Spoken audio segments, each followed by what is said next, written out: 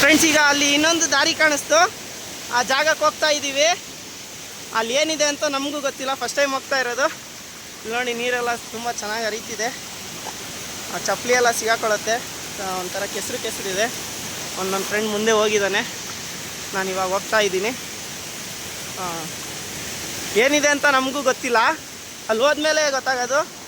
ನೀರು ಮಾತ್ರ ಸಖತ್ ಒಳ್ಳೆ ಫ್ರಿಜ್ಜಿಂದ ಬರ್ತಿರೋ ನೀರಿದ್ದಂಗಿದೆ, ಸಖತ್ ತಣ್ಣಗಿದೆ. ಮತ್ತೆ ಅದೇ ಫಾಲ್ಸಿಗೆ ಬೇರೆ ದಾರಿ ಇದು, ಅಂದರೆ ಸ್ವಲ್ಪ ಫಾಲ್ಸಿಗೆ ಮುಂದೆ ಹೋಗೋ ಥರ ಅಂತ ಅನಿಸುತ್ತೆ.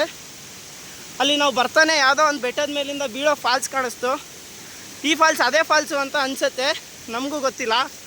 ಅದೇ ಇದ್ರೂ ಇರ್ಬೋದು, ಅದೇ ಅಲ್ಲದೇನೂ ಇರ್ಬೋದು. ನೋಡಿ, ಇದೇ ಜಾಗ.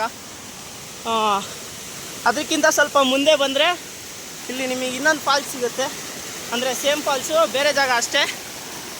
ನೋಡಿ, ಇಲ್ಲಿ ಮರ ಎಲ್ಲ ಅಡ್ಡ ಬಿದ್ದಿರೋದೋ ಅಥವಾ ಯಾರೋ ಹಾಕಿರೋದೋ ಗೊತ್ತಿಲ್ವ. ಜಾಗ ಮಾತ್ರ ನಿಜವಾಗ್ಲೂ ಚೆನ್ನಾಗಿದೆ.